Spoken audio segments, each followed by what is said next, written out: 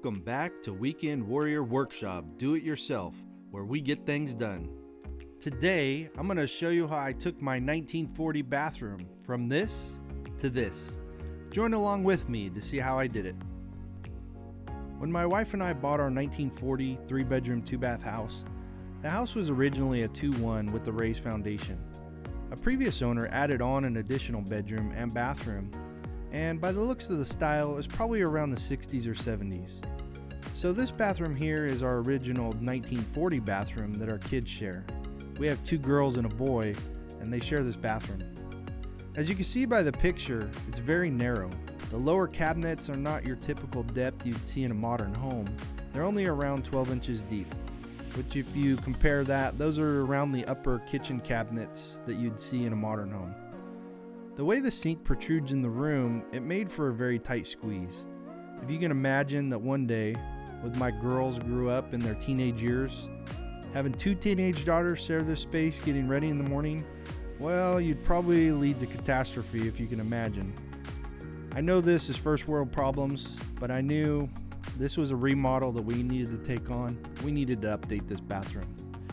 When sitting down to plan and budget with my wife, I knew that we wanted to try to keep a timeless look and not go too modern. We both like the classic subway tile. These are kind of like the Converse shoes of tile. They will never go out of style. So, with the tile chosen, we needed to find a narrow sink, so we started purchasing material for the project. So we started by demoing out the lower cabinets and sink. That went pretty smooth. I have a little small trailer we're able to dump all this material in, so fingers crossed that it all continues to go smoothly. It was about at this point in the project where we decided to change the plans a little to add some much needed additional storage.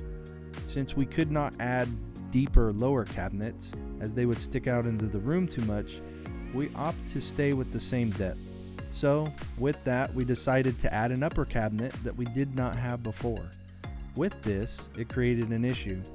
The cabinet with the 2 doors you see at the end of the room, this was the original window to the backyard. However, when they added on the addition, they closed this up and turned it into a medicine cabinet. By adding the upper cabinets in the corner, I needed to frame this in part way to change the space to make it work. Additionally, we wanted to try to save some money by saving the mirror and reusing it with the frame. But I'll need to cut. Now that plan was in place, we continued the demo around the shower, taking out the old tile. I found the world's best helper, my son. He was able to get some safety gear on, and he really enjoyed going to town on those lath boards.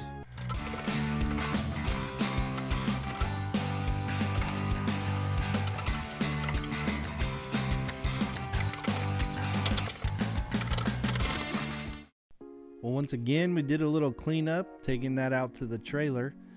And if you notice, I put some tape over the drain. I wanted to make sure none of the debris got down in the drain.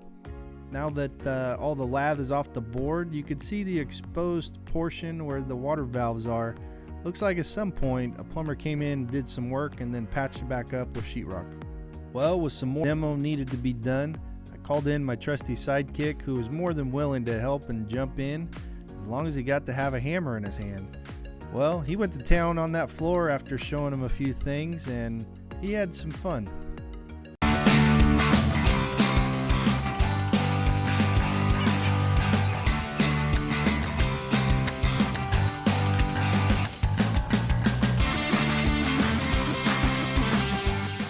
Well, that concludes the first video in this series where we went over the demolition. Next video, we will go over putting on backer board, waterproofing it, and then moving on to tile. So if you enjoyed this video and want to see how we did the next steps, make sure to like and subscribe. Thank you for joining us today on our first video in this remodeling our 1940s bathroom. We will see you on the next video. Have a great day.